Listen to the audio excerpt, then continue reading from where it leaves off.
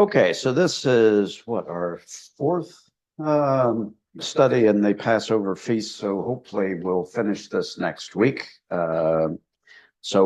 did spend a lot of time last week talking about the story of redemption, which is the longest step in Passover. So there's 15 steps in total, and today we'll be getting into the bread, bitter herbs, and a variety of different things. So anyway, let me get my other device turned on here and get rolling. Okay, so we started last week with the eating of the bread of matzah. Okay, so that's what you see on the table there, which is the big crackery looking things.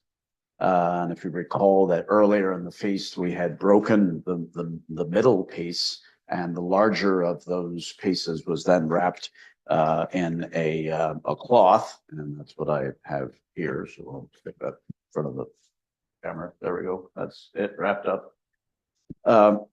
So I wanted to spend more time talking about the bread instead of kind of doing a whistle-stop tour through it.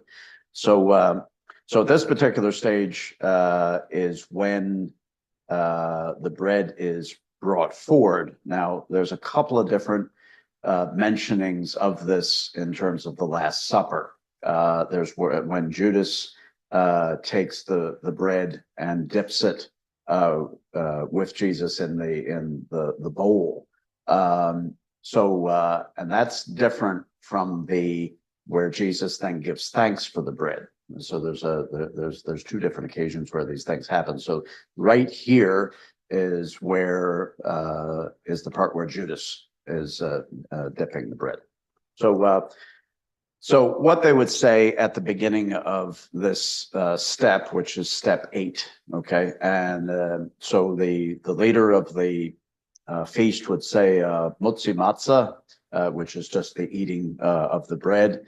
And so this blessing is then said, blessed are you, Lord our God, King of the universe, who brings forth bread from the earth. So, and then another blessing is said right after that, blessed are you, Lord our God, King of the universe, who sanctifies us with his commandments and commanded us to eat matzah. So, but now, the word matzah is not in the Bible. In our English Bibles, it is what is referred to as unleavened bread. Okay. So now let me just read Matthew 26, 20 through 25. And it says this, when evening had come, he sat down with the 12. Now, as they were eating, he said, assuredly, I say to you, one of you will betray me. And they were exceedingly sorrowful. Each of them began to say to him, Lord, is it I? And he answered and said, he who dipped his hand with me in the dish will betray me. The Son of Man indeed goes just as it is written of him, but woe to that man by whom the Son of Man is betrayed. It would have been good for that man if he had not been born. And this is in reference to Judas, obviously. And then Judas, who was betraying him, answered and said, Rabbi, is it I? And then Jesus says back to him, you have said it. So the bread is not eaten at this particular point, but there is this dipping and different things that are going on. So, but I want to talk about the bread a bit in terms of what it means, and again, why is it significant that it has no leaven in it? Why does it have holes? We've talked about this. Why is it striped? A whole variety of things. But there is the Feast of Unleavened Bread, which comes. It starts at Passover. And Passover itself was a single day. Okay, the Feast of Passover actually was just one day. Now, for us in the Christian calendar, generally we would say that Jesus died on Good Friday. Good Friday was Passover. But the reckoning of time in terms of Jesus being dead 3 days and 3 nights doesn't quite work with Friday being the day that he died. So it really makes more sense that Jesus died on Thursday. So because the Bible doesn't say Friday or Thursday, or it doesn't give you a day. The only day that you actually know for certain in the scriptures is Sunday, which is called the first day of the week. That's when Jesus rose from the dead. So we know that Sunday. That's when Jesus rose from the dead. So you have to then put yourself into reverse. Now, the reason that people would say, oh, Jesus must have died on Friday, because it says that they took him down from the cross before sundown, because they did not want didn't want to have people hanging on the cross going into the Sabbath. So people would read that and say, well, sure, the Sabbath is Saturday. Well, that's true. But there are Sabbaths, and then there's what's referred to as high Sabbaths. And your standard issue Sabbath was Saturday.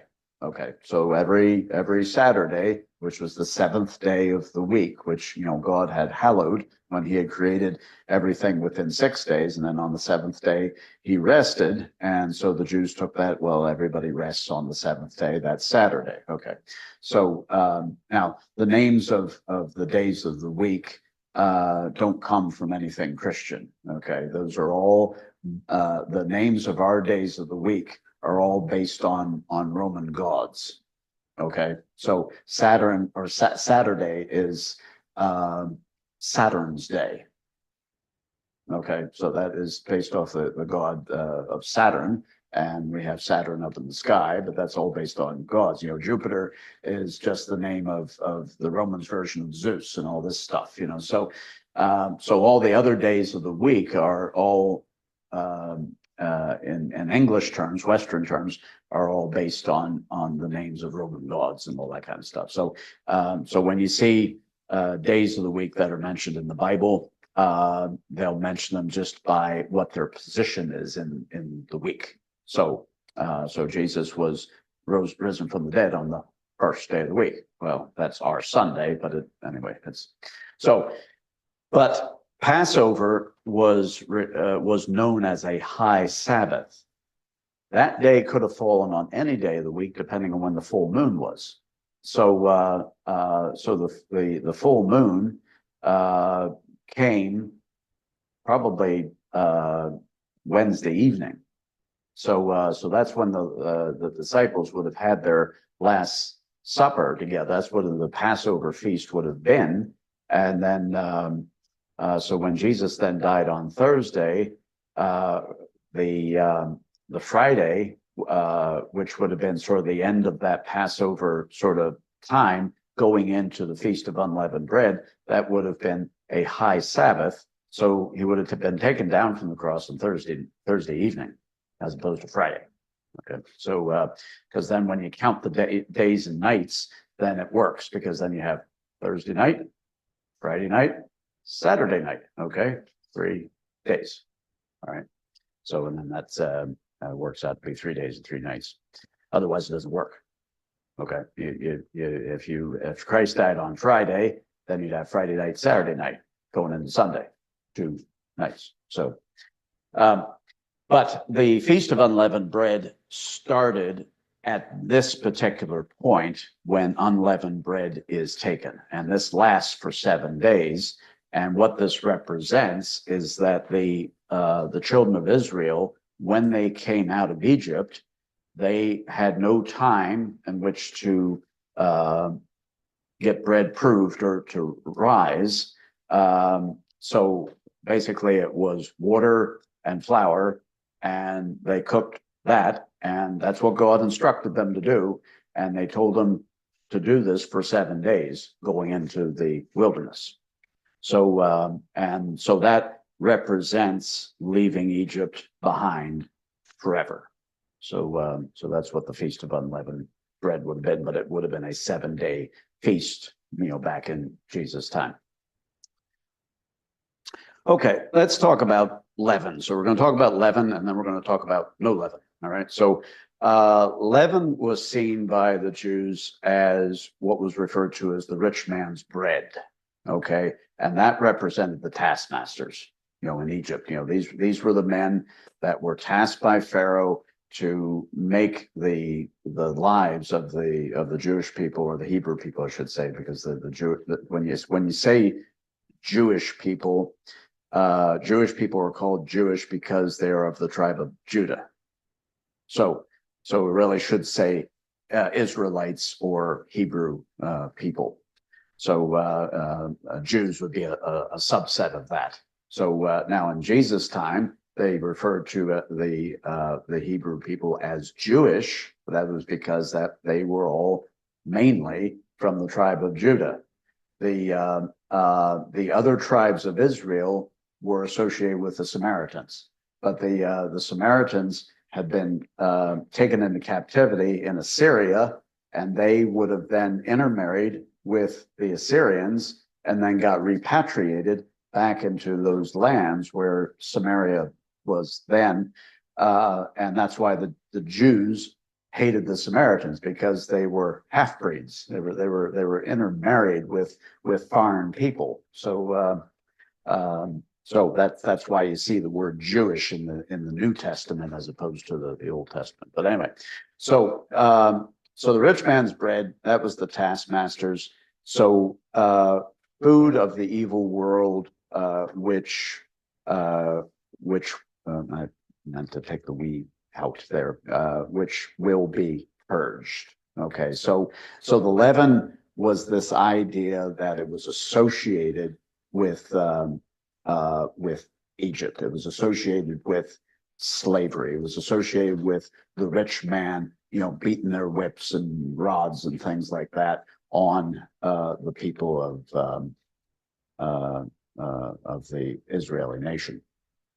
So now, leaven also is part of fermentation, which the Egyptians really understood the fine art of. And so what they did and understood was that they would take yeast, and yeast would then be put into dough, and it would be then put in a warm place where the yeast could then grow. Okay. Now, yeast is a fungus. All right. Now, some people debate as to whether fungus is a plant, or it's an animal, or it's neither. I believe that it is neither. Okay. It is not a plant because it doesn't act like a plant and doesn't have the same cell structure as a plant.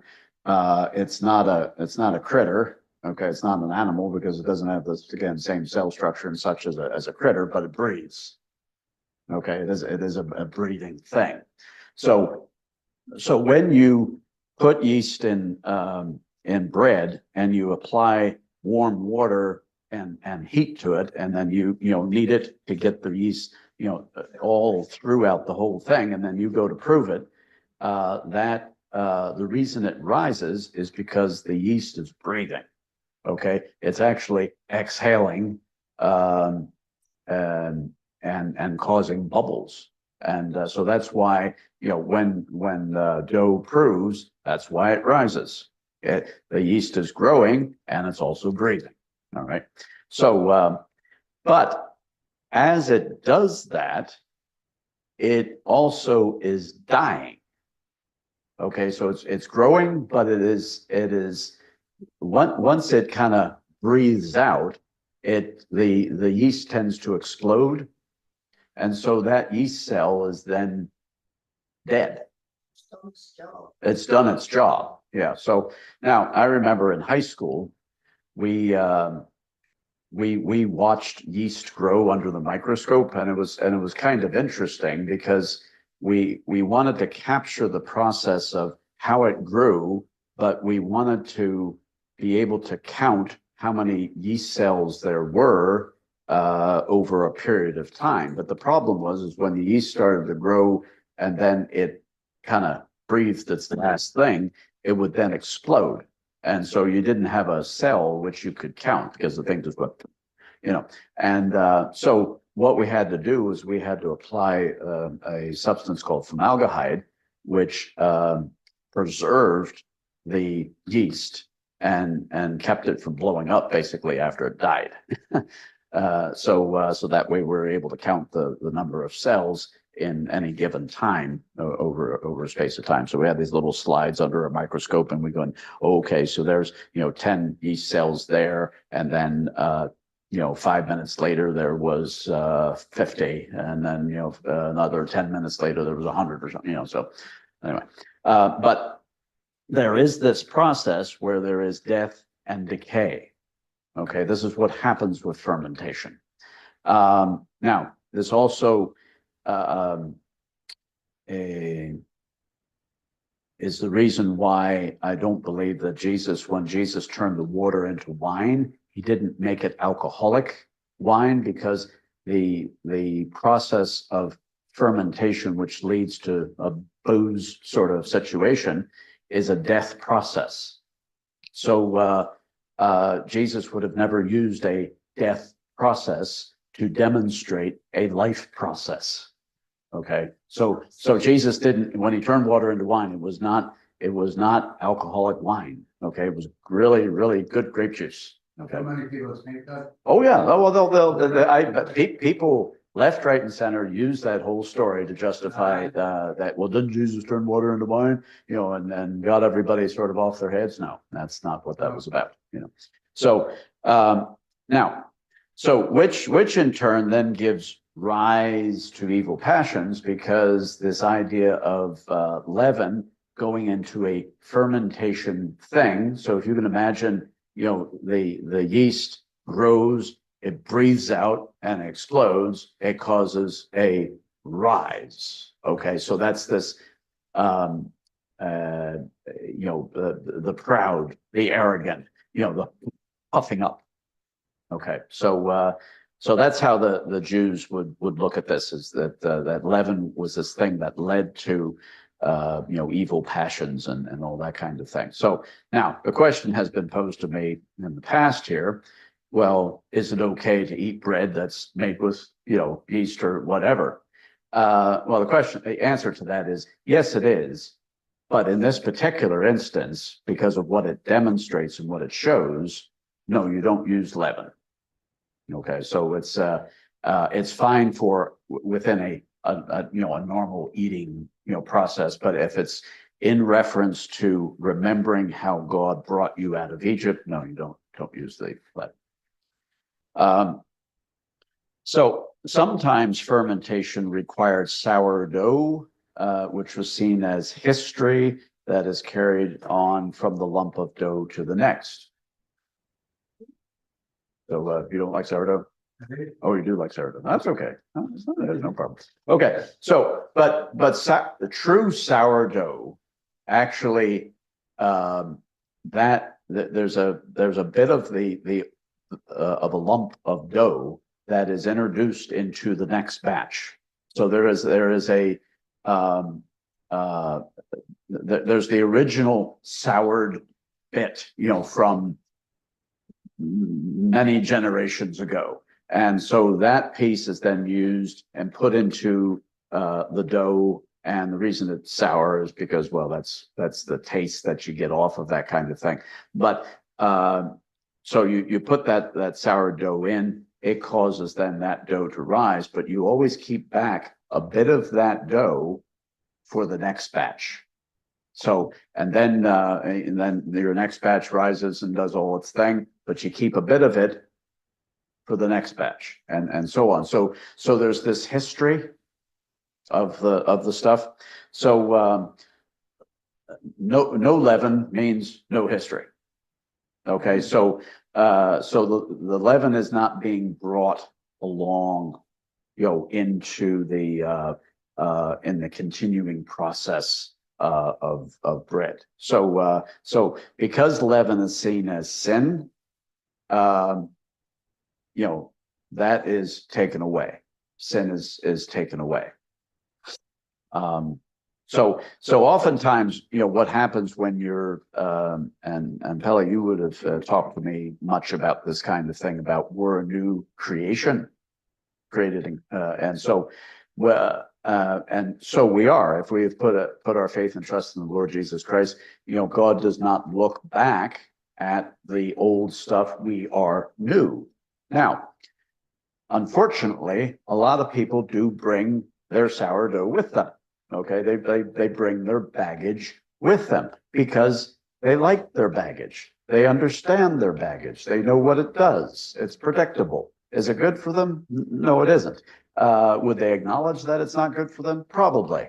But that is a work of grace in which God then gets rid of those things. That's called sanctification. All right. So and that is a process that goes on for a lifetime within us. Some people are able to take their history, their sourdough, and go, I don't need that anymore, and it's gone. Other people bring it with them, and God works with them and says, look, let's not bring this with us. Get rid of it. But people's sourdough is different from one person and another. So I'm dealing with people primarily from addiction backgrounds. They love to bring their sourdough with them, because they understand it, they get it, and sometimes God will just step in and say, bang, that's the end of that. If you take Bobby, for instance, Bobby came to faith in 2005 and was on his knees drunk and got off his knees sober, never touched a drink since. So the sourdough of his life was completely shelved. Now, does that work for everybody? No. There's other people that tend to bring things with them, and that's what we do. And then God works with people to try to get rid of that old history. Now let's talk about no leaven. All right. So basically, that's being free from the evil world. What God is doing with the Israelites is He's bringing them out of Egypt, and that's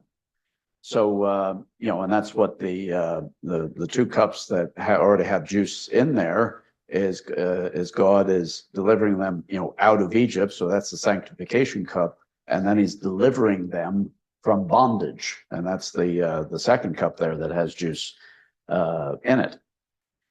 So leaven is that thing that says basically you need or no leaven, is that you're free from the evil world and its attachments.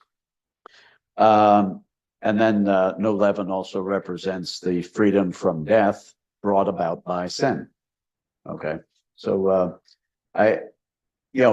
what the devil wants to do with our lives is basically say, it's all right, it's okay, you have your little vice, and God understands.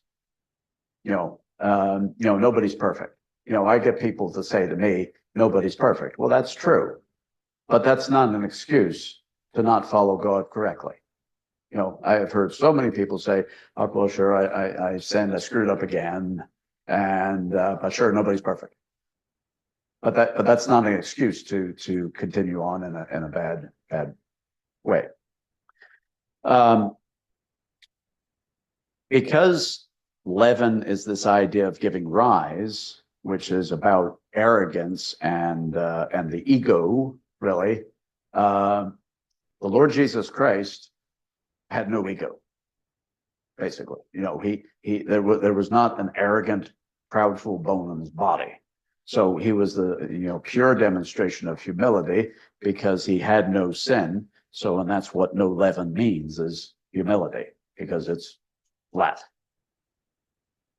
And then lastly here, free from the history of sin, new life. Again, 2 Corinthians 5:17, if any man be in Christ, he's a new creature. Behold, the old things pass away and all things are become new. So that's our main verse in stars. That's what we aim for. That's the goal of God, is to give you new life. But again, there are some people that bring their sourdough with them. Satan can come in. You still do you carry over that sorrow to your Yeah. past into your new life? Yeah. Satan can use that to twist it and Oh, sure. Yeah. doubts in your head. Oh, yeah. Yeah. So, and that's why when you leave Egypt, you got to leave it behind. You know. So, you know, and again, the devil would come alongside and say, you know, that's an awful hard thing to do. You know, it might be too hard for you, but God understands.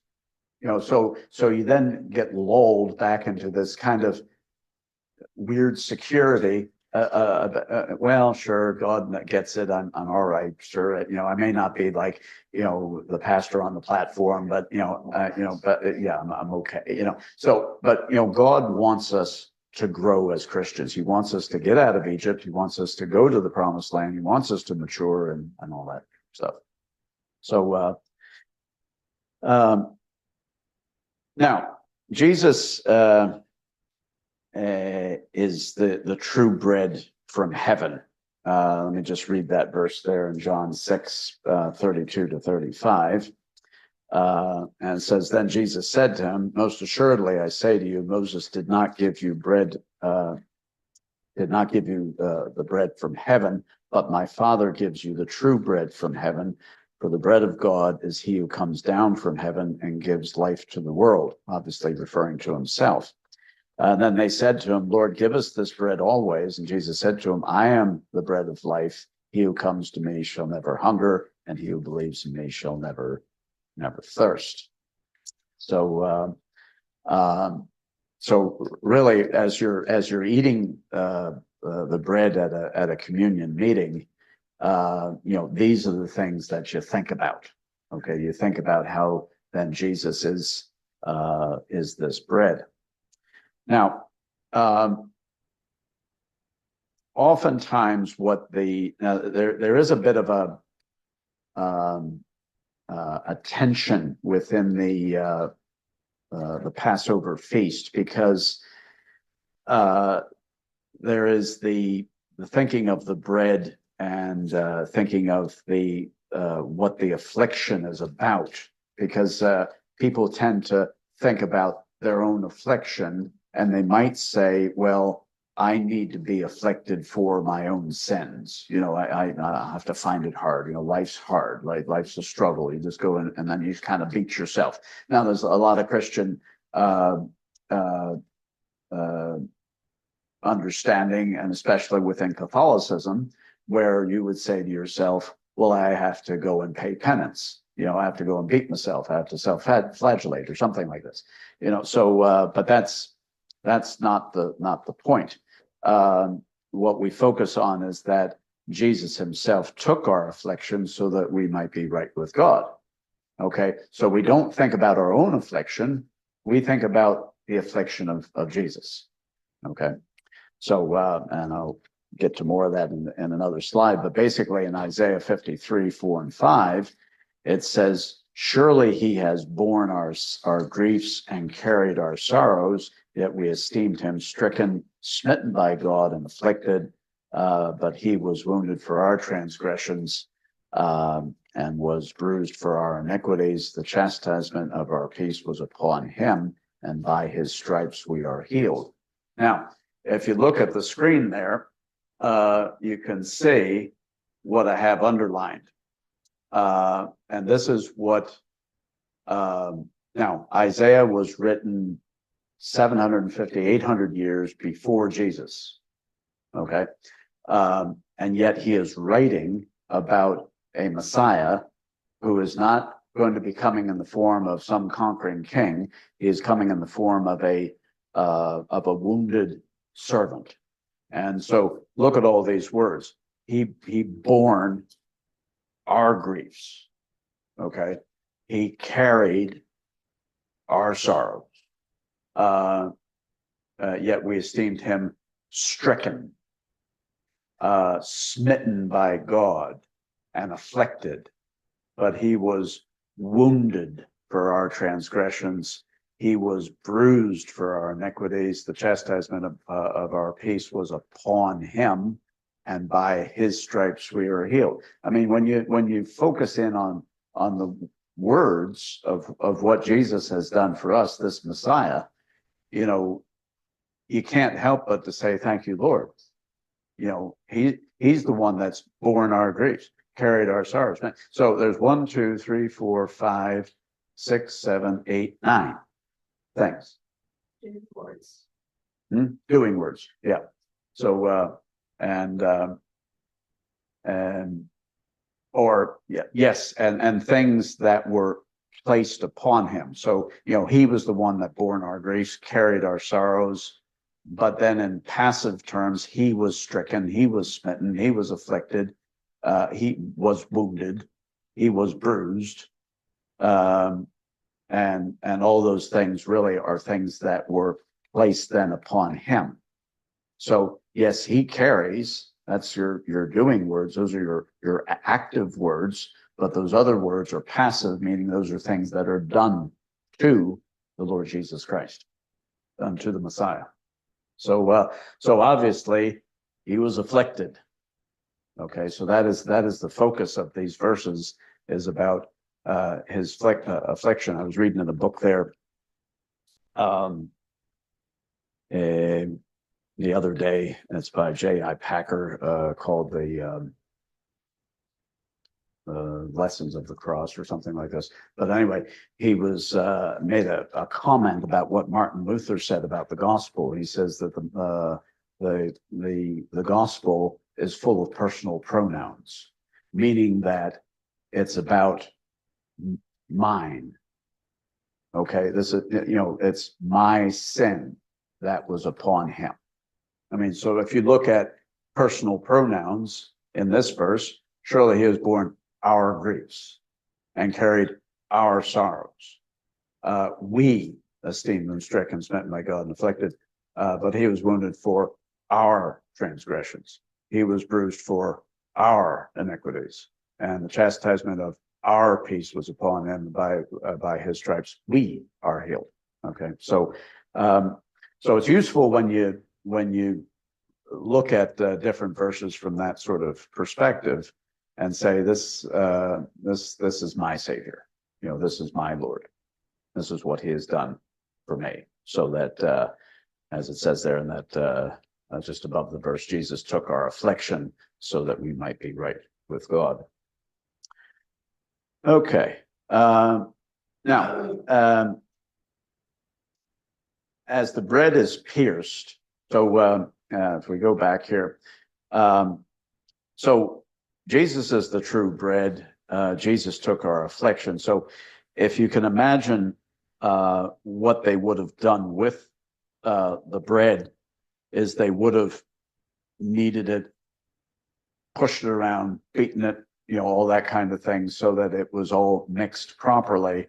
But as you can see from the matzah on the table there, it has holes, it's striped, you know, there's all kinds of demonstration that this thing has been through the mill.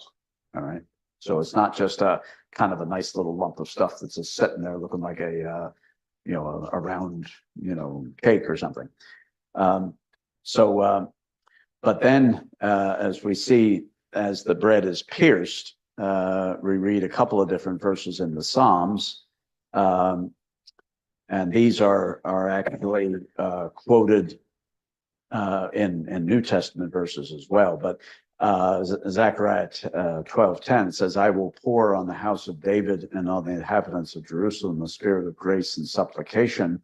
Then they will look on me whom they pierced. Yes, they will mourn for him as one mourns for his only son, and grieve for him as one grieves for a firstborn." And Psalm 22:16 says, "For dogs have surrounded me. The congregation of the wicked has enclosed me. They pierced my hands and my feet." So in the Old Testament, there's these verses about the Messiah is pierced. This is years before crucifixion was even invented. And so yet the Bible is very, very clear that Jesus, this Messiah, would be pierced. So maybe in the production of matzah, they put holes in it because they knew that there was a connection here with what would happen to Messiah. Messiah would be pierced. So now Psalm 22, the first verse in that particular psalm is, my God, why have you forsaken me? That's what Jesus cried out, from the cross. And I mean, the whole of Psalm 22 is about the crucifixion. Just read it, and you'll see all kinds of detail there. And it's clear from that verse, they pierced my hands and my feet. That's what happens in crucifixion. They pierce your hands up on the cross, and then they drive a nail through your heels, your feet. So there's actually some Christian commentators that actually reject the idea that Jesus' feet were nailed, because it's actually not mentioned as such in the New Testament. They talk about putting nails in his hands, but you don't read about nails being put through his feet. And they say, well, what happened was there was like a little shelf or a little lip that people that were subject to crucifixion kind of sat on, and and then had their hands like this. So there was something that they could actually sort of sit on. And then their legs were then kind of dangling. If you read about crucifixion and all that kind of stuff, that's not how it worked. So and it's clear from the Old Testament, they pierced my hands and my feet. Okay, so the Bible supports itself. So then even in Zechariah, which is a hard book to understand, but here it says they looked on me whom they pierced. This is a direct conversation about the Messiah. And then the second section there is, we remember his affliction, for he took our affliction. His affliction, because he took our affliction, we do not have to afflict ourselves. Because in Jeremiah 31:34, it says, no more shall every man teach his neighbor and every man his brother, saying, know the Lord, for they all shall know me, from the least of them to the greatest of them, says the Lord, for I will forgive their iniquity, and their sin I will remember no more. That verse is quoted in Hebrews 10:17 as well. So really, God wants us to get out of Egypt and leave it behind. Now, the tension is when you start going into the next step, there is then a reference of remembering old things. But it's not so much remembering what you did, it's remembering the effects of it. Okay, so we'll go and look at the next step, which is Maor, which is the eating of bitter herbs. So now we'll get back to the bread here shortly. So the bread is being talked about again, but it has not been eaten yet. Okay. So there's another blessing that is said, blessed are you, Lord our God, King of the universe, who sanctifies us with his commandments and commanded us to eat Maor. So now, what Maor means is bitterness. Okay, so that's why it's referred to as the bitter herbs. Okay, Mar, M-A-R, comes from the Hebrew word that means bitter. Okay, strangely enough, the name Mary, that we all know and love, means bitter, because that's comes from the Hebrew word to mean bitter. So anyway, so we remember the sorrow, the trouble, the suffering in our life of bondage to sin. So this is not remembering the sin, because the Bible tells us that God doesn't remember the sin any longer. He's put those things away. But it's important to go and look back at the effects of it, because when you understand the effects of sin, that will hopefully help you not to go back to it. Okay, so because some people, when they're coming out of their various Egypts, they would say, it wasn't that bad. I remember talking to a man one time who was on the drink, and uh, and I mean, he ended up getting a lot of fluid on his legs and all that kind of stuff, and they were like flipping tree trunks, and they got him up into the Royal, and it took them 3 weeks to get him to some stage where he was actually aware of what was going on and got the fluid off, and had to do a lot of medical intervention. And I remember his comment to me when I visited him was, I didn't think it was that bad. Guy nearly died, and it was 3 weeks of him not being aware too much. And maybe that's the conclusion he came to. It's like, well, it wasn't that bad. I didn't feel anything. Yeah. So anyway, but the bitter herbs tend to bring tears. Now, if you remember the bitter herb, does anybody remember what the bitter herb was that was on the plate? It's actually let's see, right about there. But no, that's parsley. Sorry, it's right there. So it's horseradish.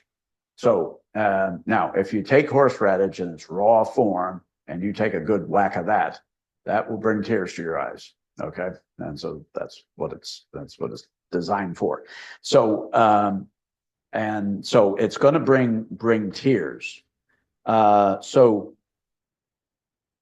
And really, it's not just about bringing tears about what the effects were of the old life, but it is also that we shed tears for those still suffering in bondage.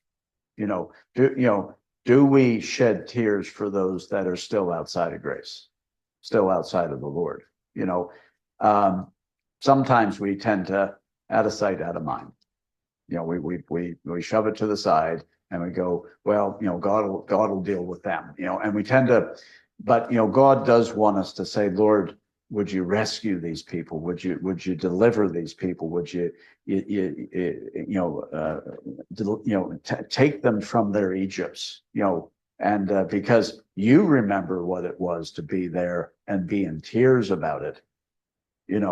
Let's be in tears for our loved ones who need to be rescued out of these things. So that's a short step, just eating these bitter herbs, which was about the trouble of the past, the effects of the past, and bringing tears.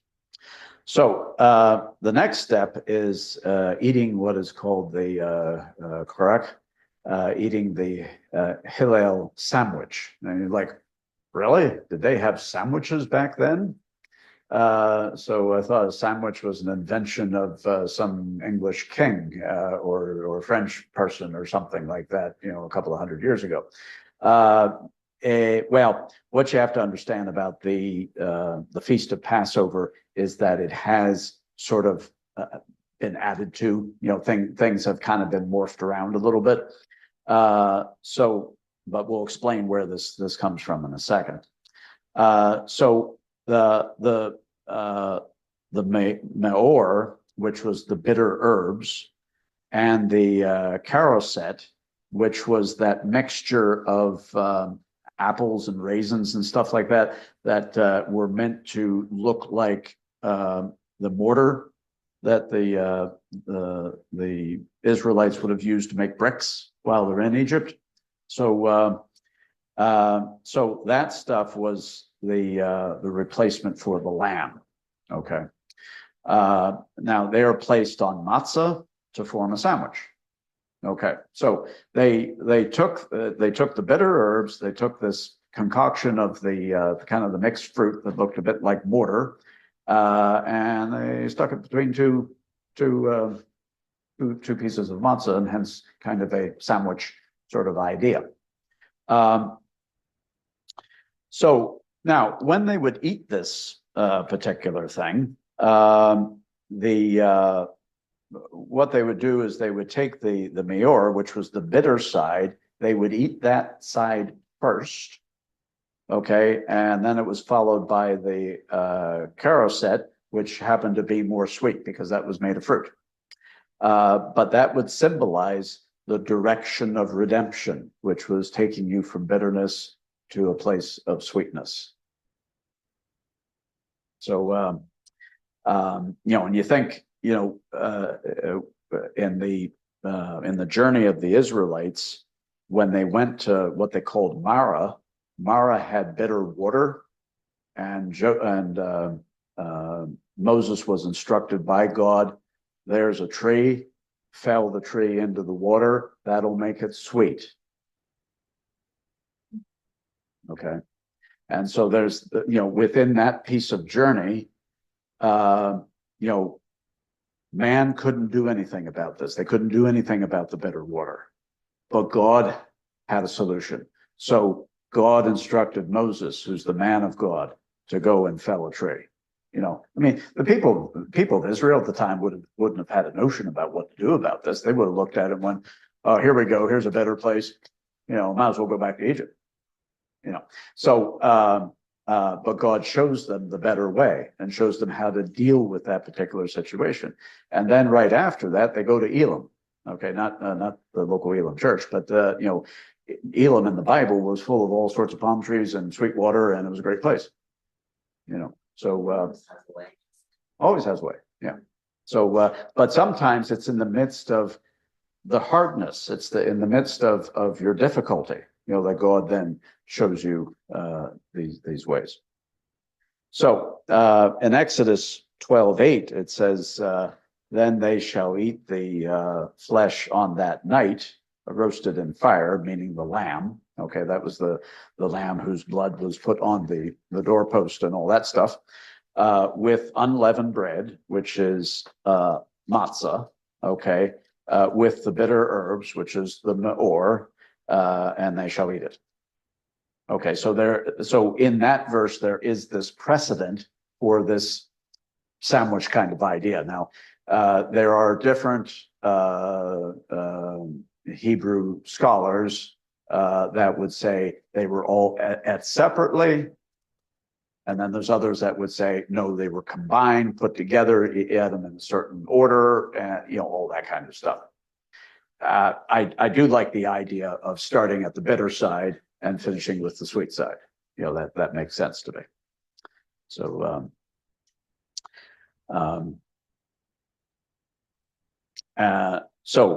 the eating of this sandwich is actually eaten at the next step. Okay, so this is the assembly of the sandwich. So that's called.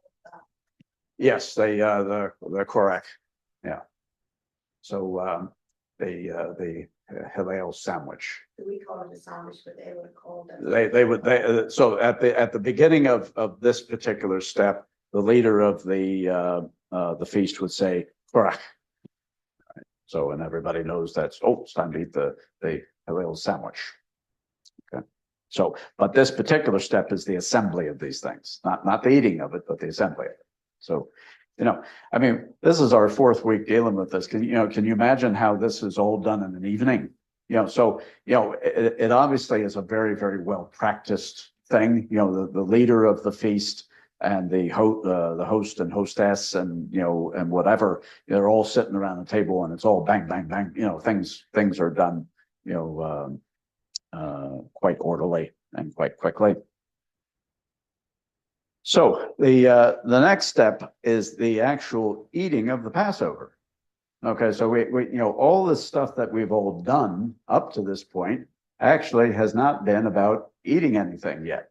So we've maybe tasted a bit of bread, we've tasted bitter herbs and dipped it and did things like this, but this is the actual eating of what's on that plate. So there's 6 things on the plate. There's the parsley, the horseradish, the caroset, the egg, which we'll talk about in a second, the shank bone, and more bitter herbs and all that stuff. And then there's the respective cups. Okay. So, yep. See that, I can't even pronounce that name. Well, yeah, neither can I. So, it's, But Yeah. they're not in the Bible. Like, we wouldn't understand that when we're reading the Bible. Yeah. But they're not put a sandwich in brackets after it.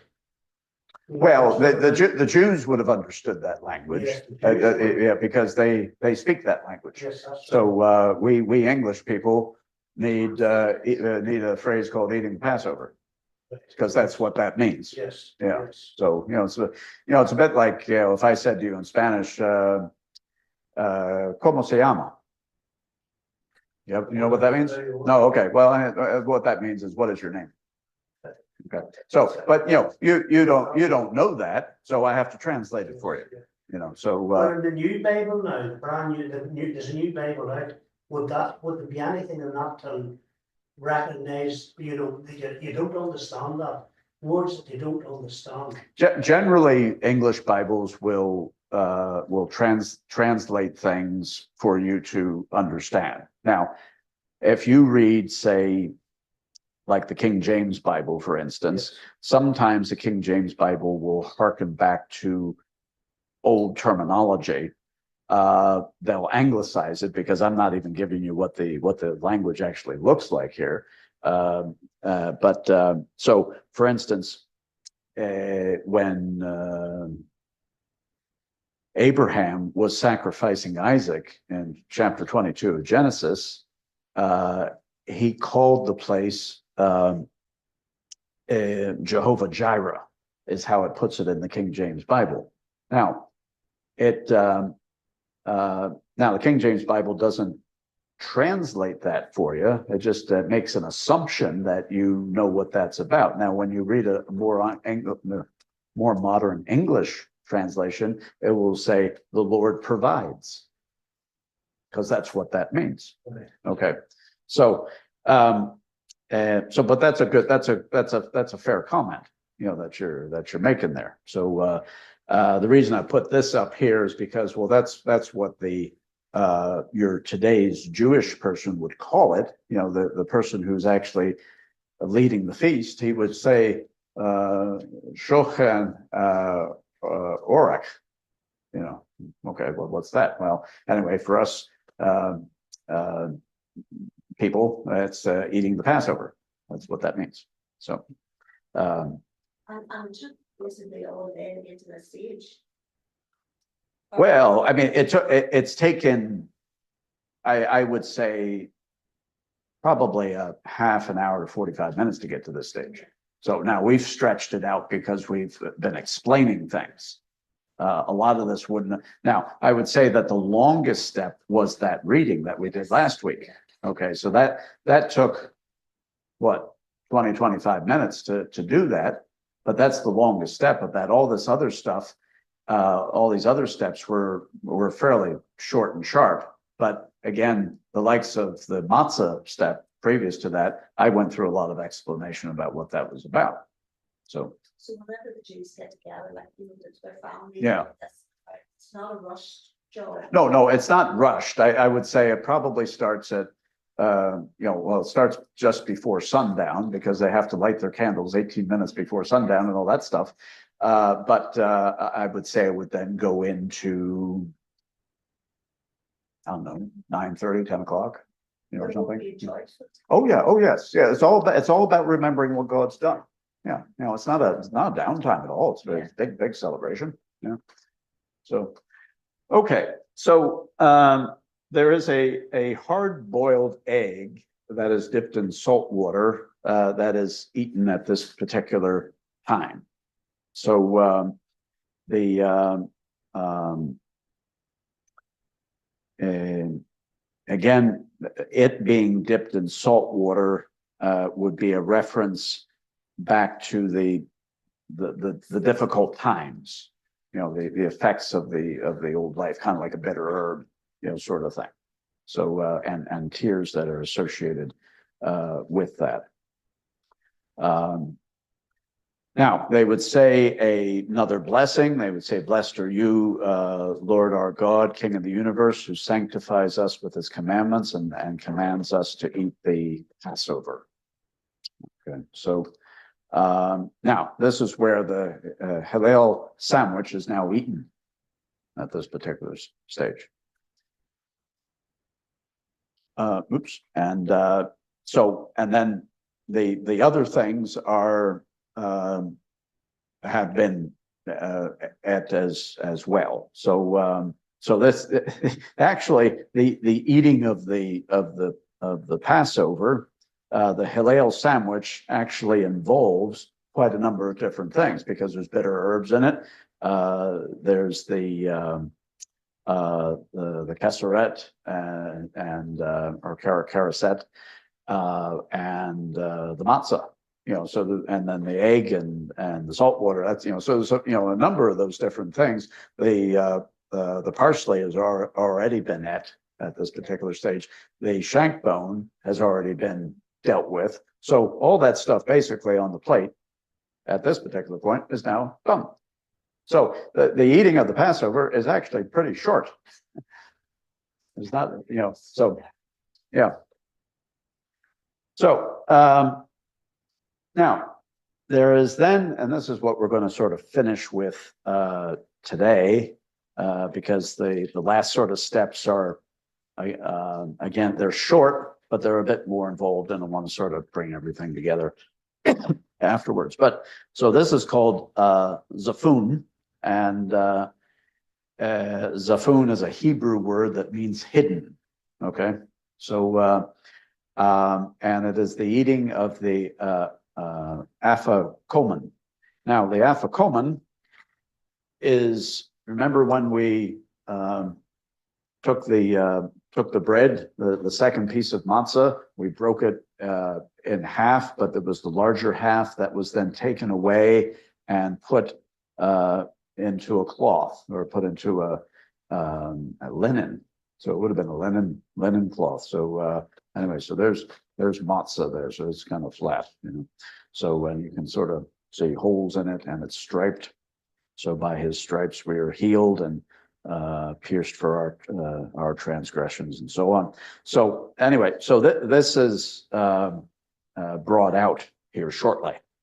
So so the children, again, the children come again. The children are very involved with this. They're involved with the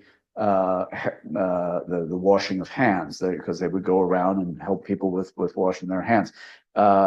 Toward the beginning of the Passover feast, when they broke this bread and it was wrapped into the cloth, the children were the ones to go and hide it. Okay, so now the children are told, go and find it.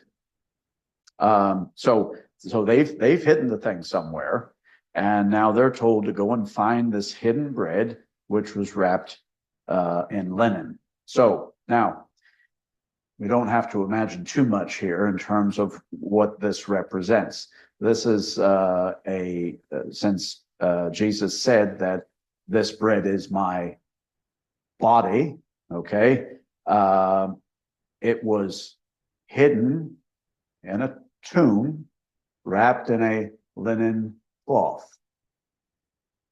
Okay. Now, Matthew 26:26 says this, and as they were eating, okay, so this was, right after the eating of the Passover. So they've got the stuff on the plate. So it's all works. So as they were eating, Jesus then takes bread, blesses it, and breaks it.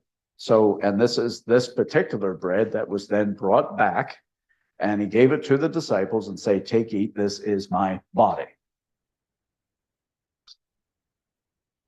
Okay, so the broken bread reminds us of the broken heart of the Messiah as he suffered and died as our sin offering upon the altar of the cross. Okay, so because this particular piece of matzah was broken earlier.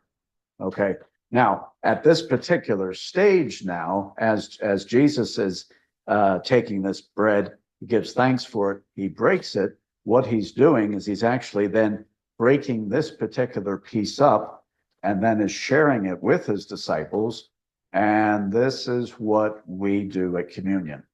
Okay, so this is the stage where Jesus would have broke the bread and distributed it among the people to eat. So now in my church back home, we get the same brand of stuff here, this Manischewitz sort of stuff, and so the man that gives thanks for the bread in the communion meeting in our church, what they would do is they would take this. There's about 3 or 4 pieces that are sitting on the plate, and they would go up and they would basically take their knuckles and break it, as opposed to picking it up and breaking it apart that way, because you end up having pieces flying all over the place. So they kind of crunch it down with their knuckles, and then you have a bunch of shards of matzah, and then that gets passed around, and everybody takes a little bit and eats it. So that's what happens at this particular point. Yeah. Describes Yeah. people who are not Christians, would they eat that? You know, they like eat that with a cup of tea. Yeah, I mean, when you Think to people what that actually really means. no, not necessarily. I mean, you could go and get this at a Jewish shop, and the world's original ancient cracker, simply made with flour and water for over 100 years. We've been proud to be the ones to bring matzos to the masses.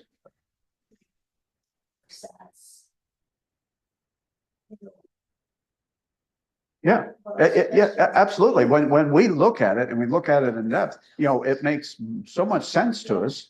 And yet I'm looking at the back here. It says, let your toppings talk. Matzo is perfect, nourishing partner to your favorite toppings.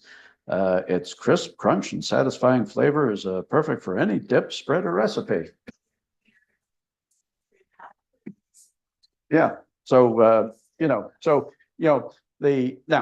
Jews would buy this stuff. They would buy it for Passover, yes. But they would understand it to a certain level, about what it means in terms of coming out of Egypt.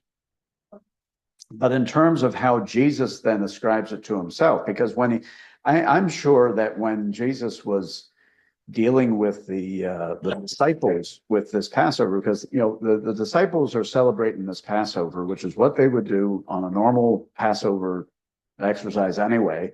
But then Jesus says, you see this is my body. Yeah. He made it personal to them, and so he says, take, eat, this is my body, which is given for you. And so this is the first, if you can imagine. Now, the disciples aren't getting this, okay, because they didn't get any of this until the resurrection, until Jesus rose from the dead. Then it made sense. Yeah. Yeah. They didn't, so, our problem sometimes is when we read stories, we read the last chapter first, and we go straight to the end, and we go, and they lived happily ever after. So I remember Letitia's always did a funny thing when she was a kid. She says, once upon a time, the end, and then she'd laugh. Yeah, no start or middle. So but if you can try to put yourself in their shoes and go, I'm celebrating Passover, remembering Israel coming out of Egypt and all that kind of stuff, and then all of a sudden Jesus holds this up and he breaks it and he says, this is my body. What? Huh? Well, they didn't get it, until he rose from the dead, because you see this linen wrapped piece of stuff here. Yeshua's body, meaning Jesus. Okay, that's the Jewish name for Jesus. Will not see corruption. You know, because when Jesus was buried, his body did not see corruption. You see, there's no leaven in the bread. Okay, because if there was leaven in the bread, that's a death process. That's a decaying process, and that means it's gonna rot. Jesus' body had no sin. He didn't rot. Okay, and he will be resurrected on the third day. There was 3 pieces of bread there. There was the one that represented Abraham, the one in the middle represented Isaac, and the one that represented Jacob. 3 days, 3. So it's, that's more about 3 days. And it took, if you remember, how long did it take Abraham and Isaac to walk to the place where he was to be sacrificed? 3 days. So, Did you see that in case we have on Sunday? Yeah. And the cloth is over it. Is that just to keep the dust off it, or is that? I would say that is a pragmatic exercise of keeping the dust off of it. But if you want to look at it and say, that's Jesus' body being wrapped. Good. So, because, Jesus' body was wrapped in linen. He was hidden in the earth for 3 days and 3 nights, and then he is resurrected from the dead. So this is what this is all about. Jesus is not just purely looking at his death here. He's looking at his resurrection. So, and blessed are you, Lord God, Lord our God, King of the universe, who brings forth the true bread from heaven. So Jesus is the one that gives life, and he gives life everlasting. Say if he had sin, he would go into the ground, he would be judged, and that would be the end of that. So now I'm going to park it here for now, and then we'll do the last sort of 3 steps next week. But because we'll then get into the 3rd cup, and the 4th cup, and the 5th cup too. So that'll be all for next week. Yes. Now they'll drink from the 2 clear ones that are there, but the cup of Elijah, just very briefly, the children go to the door and they're looking for Elijah to come, because Elijah is going to restore all things. But they're still waiting for Elijah. But I have another take on Elijah's cup, which is, I think, a bit more meaningful. So anyway, so that is that.